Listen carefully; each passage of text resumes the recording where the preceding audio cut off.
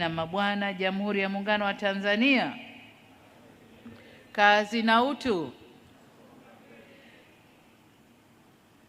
Ndugu zangu, shukrani zote ni kwa Mwenyezi Mungu aliyetujalia uhai na siha njema iliyotuwezesha kukutana hapa kushuhudia jambo jingine la kihistoria likiandikwa leo nchini kwetu. Nalo ni tukio hili muhimu la uzinduzi wa kituo cha kuzalisha umeme cha Julius Nyerere.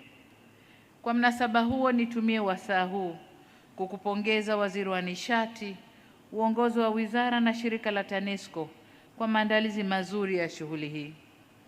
Kipekee na kushukuru Mheshimiwa Dr. Mustafa Kamal Madbouly, Waziri Mkuu wa Jamhuri ya Kiarabu ya Misri, na ujumbe uliofuatana nao kwa kuja kujumuika nasi katika uzinduzi huu. Asanteni na karibuni sana. Ushiriki wenu unaakisi uhusiano wa karibu, urafiki na undugu wa muda mrefu kati ya Tanzania na Misri, ambao umeendelea kuimarika kupitia ushirikiano katika nyanja mbalimbali za maendeleo. Vile vile nashukuru kaka yangu Dr. Akinwumi Adesina kwa kushiriki nasi katika tukio hili la kihistoria. Uwepo wako ni ishara ya kuthamini jitihada zilizofanywa na hatua ambayo Tanzania imefikia katika kuimarisha miundombinu ya nishati kama msingi wa maendeleo ya uchumi wetu. Mafanikio haya ni katika utekelezaji wa lengo la kuwapatia watu 300 wa Afrika nishati safi ya umeme ifikapo mwaka 2030 au Mission 300. Kazi ambayo tuliifanya kwa ushirikiano mkubwa kati ya Jamhuri ya Muungano wa Tanzania, Benki ya Maendeleo ya Afrika na Benki ya Dunia. Kwetu Tanzania tunaendelea na utekelezaji wa Mission 300 na tunakwenda kwa kasi sana. Asante sana.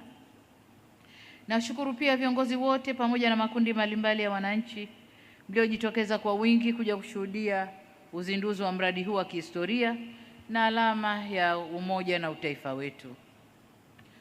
Kwa ujumla, nawapongeza Wizara ya Nishati, Shirika la Umeme, TANESCO, wakandarasi, wahandisi, kamati za wataalamu zilizokuwa zikiundwa muda baada ya muda kuangalia umadhubuti wa mradi, mafundi wetu, washauri, watumishi wa serikali, sekta binafsi na wananchi wote mliohusika katika hatua mbalimbali za utekelezaji wa mradi huu. Asanteni sana. Waheshimiwa viongozi, wageni waalikwa na wananchi wenzangu, kwa kutambua umuhimu wa mradi huu, serikali yetu iliendelea kutekeleza kwa uzito unaostahili hadi kukamilika kwake. Hatukuwa na namna ya kuacha kutekeleza mradi huu kutokana na umuhimu wake mkubwa kwa maendeleo ya nchi yetu. Hakika ni furaha kubwa kwetu sote kushuhudia kukamilika kwa mradi huu ambao kwa miaka mingi umekuwa sehemu ya mipango na jitihada za taifa letu ili kuhakikisha tunakuwa na nishati ya kutosha na ya uhakika kwa ajili ya shughuli mbalimbali za maendeleo na ustawi wa wananchi. Tarehe 22 Disemba mwaka 2022 nilikuja kushuhudia kufungwa kwa njia ya kuchepusha maji ya mto Rufiji na kuanzisha rasmi ujazaji wa maji katika bwawa hili ambalo ujaji wake ulitarajiwa kuwa ndani ya kipindi cha miaka 3. Kwa neema ya Mungu, bwawa hili lilijaa ndani ya mwaka 1.5 na kuanza majaribio ya uzalishaji umeme. Kwa furaha kubwa leo tumekutana tena katika eneo hili kwa ajili ya ufunguzi wa mradi huu kwa kuwa umekamilika. Nilipowasili hapa leo nilipata fursa ya kuzindua kituo cha kuzalisha umeme na kutembelea mitambo yake pamoja na kutembelea tuta kuu na kituo cha kupokea na kusafirishia umeme kwenda kwenye gridi ya taifa. Hapa niwaambie kwamba kila kitu kimekamilika na kinafanya kazi, hatua ambayo ni fahari kubwa kwa taifa letu. Tunasema ndoto imetimia na mpango umewezekana. Kukamilika kwa mradi huu kunatufundisha jambo muhimu katika utekelezaji wa miradi ya kimkakati, kwamba uamuzi wa kuanza kutekeleza ni jambo moja, lakini kinachoamua mafanikio ni nidhamu ya ufuatiliaji uwezo wa kuhimili changamoto na kusimamia malengo tunayojiwekea, nami nilirithi vyema mambo hayo. Waheshimiwa viongozi, wageni waalikwa na wananchi wenzangu, utekelezaji wa mradi huu una historia ndefu. Katika hili nianze kwa kumshukuru Baba wa Taifa hayati Mwalimu Julius Kambarage Nyerere kwa maono na fikra zake za kutumia mto Rufiji kwa ajili ya kuzalisha umeme wa uhakika na kutosheleza kwa ajili ya shughuli mbalimbali za maendeleo ya nchi yetu. Pamoja na Baba wa Taifa, nawashukuru sana Rais wa awamu ya pili hayati mzee wetu Ali Hassan Mwinyi, Rais wa awamu ya tatu mzee wetu hayati Benjamin William Mkapa, na Rais wa awamu ya nne Mheshimiwa Dr. Jakaya Mrisho Kikwete kwa kuendeleza na kuenzi maono na fikra hizo za Baba wa Taifa. Ni dhahiri kwamba safari ya mradi huu haikuwa nyepesi. Tulikumbana na upinzani wa ndani na nje ya nchi katika awamu mbalimbali za uongozi wa nchi yetu na hata katika hatua za utekelezaji wake. Hata hivyo, mwaka 2019 serikali chini ya uongozi wa Dr. John Pombe Magufuli haikutaka kuyumbishwa tena. Iliendelea kuhakikisha fedha zinapatikana, changamoto zinatatuliwa na kazi inaanza. Tunamshukuru sana Dr. John Pombe Magufuli kwa ujasiri aliouonesha. Serikali ya awamu ya sita ilisonga mbele, ikasema kazi iendelee hadi kukamilika kwa mradi huu. Shukrani kwa mawaziri wote waliosimamia mradi huu.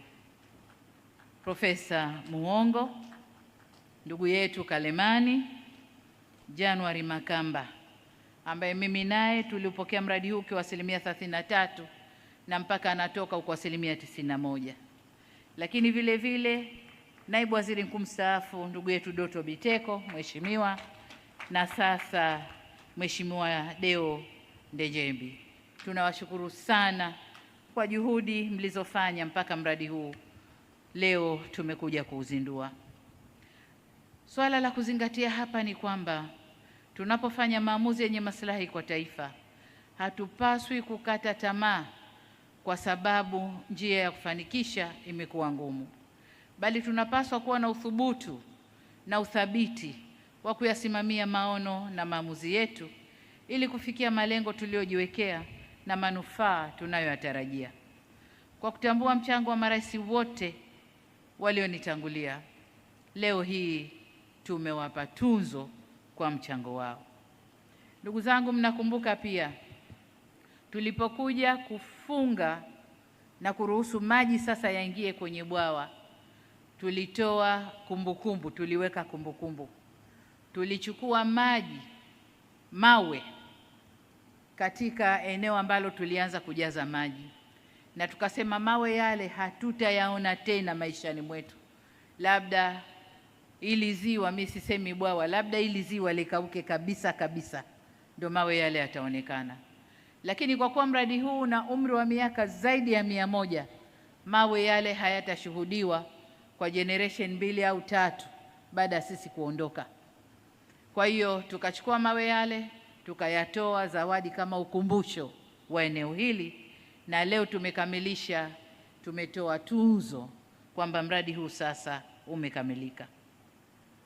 Katika safari hii iliyokuwa na mabonde na milima, tulitembea pamoja na wenzetu, na hapa napenda kutoa shukrani zangu za dhati kwa serikali ya Jamhuri ya Kiarabu ya Misri chini ya uongozi wa Mheshimiwa Abdel Fattah el-Sisi kwa kushirikiana katika ujenzi wa mradi huu na kutukabidhi kampuni za Arab Contractors na Elsewed Electric kushiriki katika ujenzi wa mradi huu, kazi ambayo wameifanya vyema. Asanteni sana ndugu zetu wa Misri. Hatua hii inaonyesha namna ambavyo nchi za Afrika zikiungana na kushirikiana zinaweza kutekeleza mambo makubwa kwa ustawi wa watu wetu, lakini pia kwa bara lote kwa ujumla. Kwa dhati kabisa natambua na kuwapongeza wahandisi, mafundi, kamati za wataalamu na wafanyakazi wote wa Tanzania ambao walishirikiana na wakandarasi katika kutekeleza mradi huu. Hakika mmefanya kazi ya kizalendo. Hongereni sana na jambo letu limekuwa. Ninapomalizia shukrani zangu, nawiwa kuwashukuru sana wananchi wa maeneo yanayozunguka mradi huu pamoja na viongozi na watendaji wa mikoa ya Pwani na Morogoro kwa ushirikiano mzuri mlioutoa katika kutekeleza mradi huu. Asanteni sana na hongereni sana. Kama tulivyosikia, kituo hiki kinachangia nusu ya umeme unaotumika nchini hivi sasa. Ongezeko hili limesaidia kuondoa kadhia iliyokuwepo ya kukatika kwa umeme mara kwa mara na kusababisha usumbufu kwenye uzalishaji viwandani, utoaji wa huduma ikiwemo mahospitalini na hata matumizi majumbani.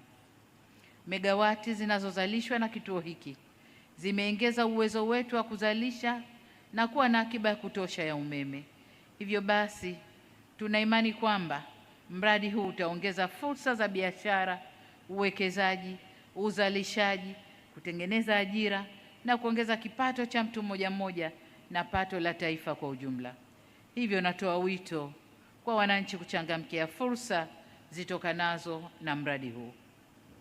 Ndugu wananchi, tunavyoendelea mbele, ili umeme huu utumiwe na wananchi wote, ni lazima tuendelee na ujenzi wa miradi ya kuimarisha gridi ya taifa, ikiwemo ujenzi wa njia za umeme ya kilovati 400 kutoka Chalinze hadi Dodoma, ambayo waziri ameieleza hapa, yenye urefu wa kilomita 345, lakini vile vile upanuzi wa kituo cha kupokea na kupoza umeme kule Zuzu mkoani Dodoma.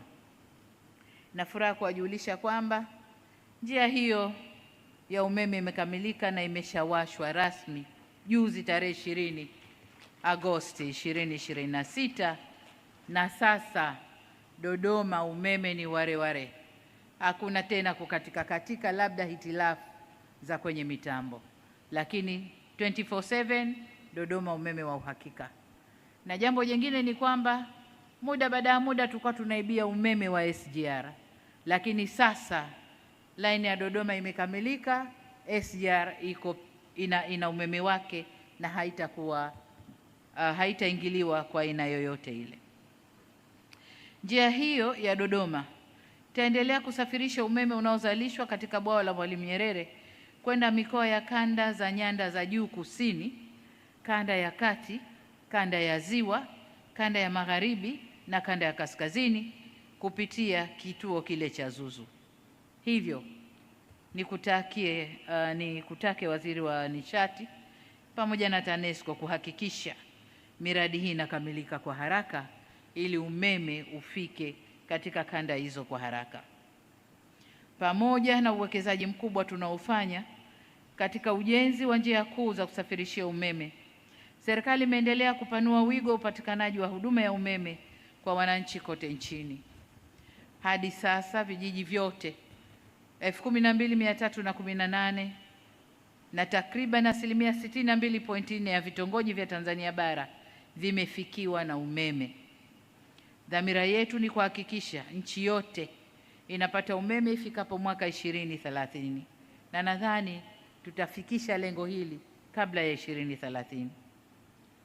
Nawapongeza wakala wa nishati vijijini REA kwa hatua hii nzuri, na niwatake kuongeza kasi ya kusambaza umeme katika maeneo yaliyobaki. Lakini pamoja nao tunawapongeza wadau wa maendeleo, African Development Bank na World Bank, nao pia wanatupa nguvu katika kupeleka umeme kwa haraka vijijini. Tunawapongeza sana. Sasa ndugu zangu, tutakapokamilisha kazi hiyo na tunavyoendelea kuvutia uwekezaji ndani ya Tanzania, mahitaji ya umeme yanaongezeka kuwa makubwa. Umeme tunaosema leo tuna akiba ya kutosha, pengine baada ya miaka 3-4 mbele akiba hii itakuwa haitoshi, na kwa maana hiyo tunaendelea kutafuta au kuzalisha umeme kupitia vyanzo vingine kama jua, upepo, thermal na vyanzo vingine ambavyo vitakuwa vinatosheleza kutupa umeme. Lakini mahitaji haya, kuna kipindi nilisikia minong'ono wakati tunasema bwawa limekamilika. Kuna watu walikuwa wanasema limekamilika, lakini ni white elephant. Nilijitembo jeupe limelala, halina kazi, kwamba hakuna matumizi kwa sababu hakuna njia kuu za kusafirishia umeme. Sasa ujenzi wa njia kuu ni kama nilivyoeleza, unaendelea kwa kasi kubwa, na mradi huu ni mradi wa manufaa makubwa kwa taifa na sio white elephant. Ndugu zangu, ili mradi huu uendelevu kwa miaka mingi ijayo, tuna wajibu wa kutunza, kuhifadhi na kulinda mazingira pamoja na vyanzo vya maji vinavyoleta maji kwenye bwawa hili. Hivyo nitoe wito kwa wananchi wote kuhakikisha tunatimiza wajibu wetu. Niwatake Ofisi ya Makamu wa Rais, Muungano na Mazingira, Wizara ya Nishati, Wizara ya Maji na Ofisi ya Waziri Mkuu TAMISEMI kuratibu na kusimamia kwa karibu zaidi juhudi za uhifadhi wa mazingira na vyanzo vya maji katika maeneo yanayohusiana na mradi huu. Hiyo itafanya mradi huu uishi kwa miaka mingi zaidi. Nataka nizungumze jambo jingine hapa.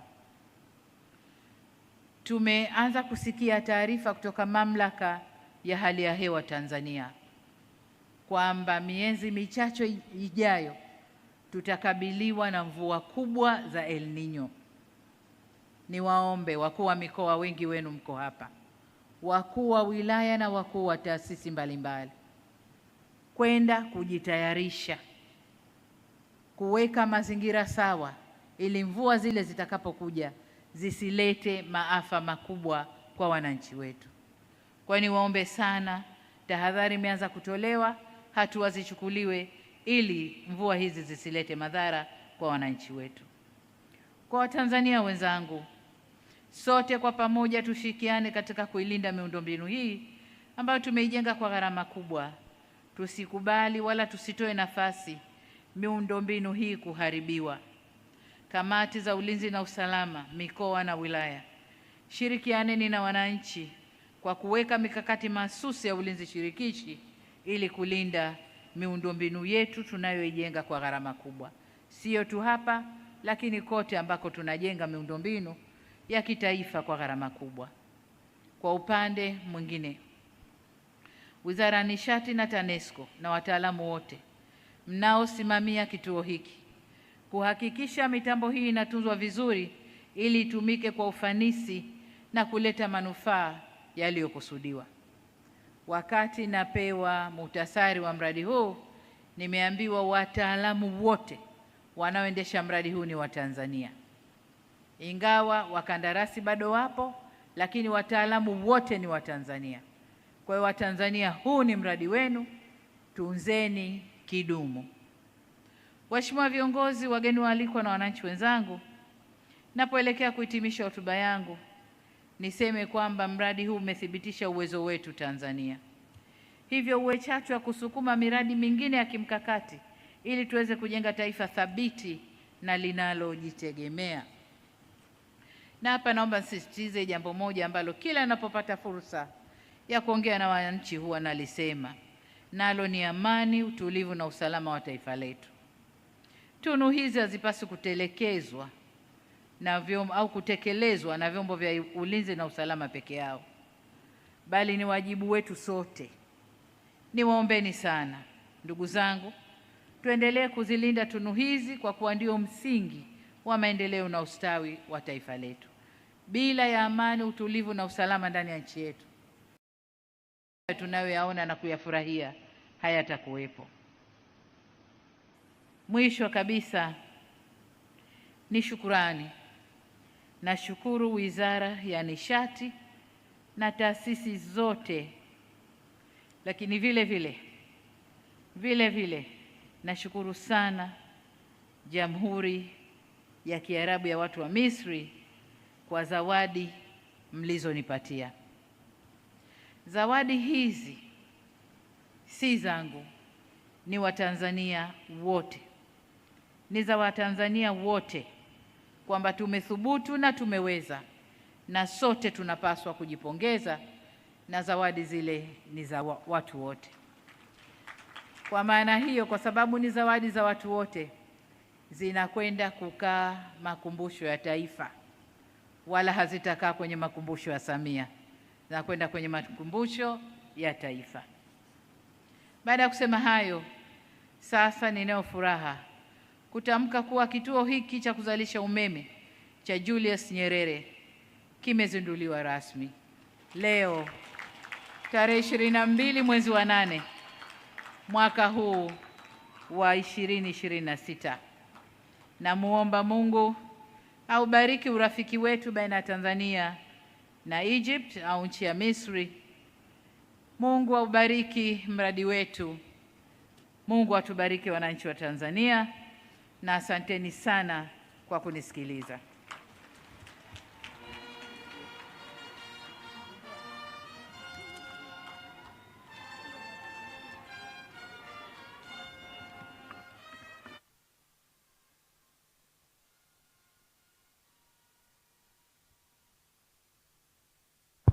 Asante Mheshimiwa Rais wa Jamhuri ya Muungano wa Tanzania.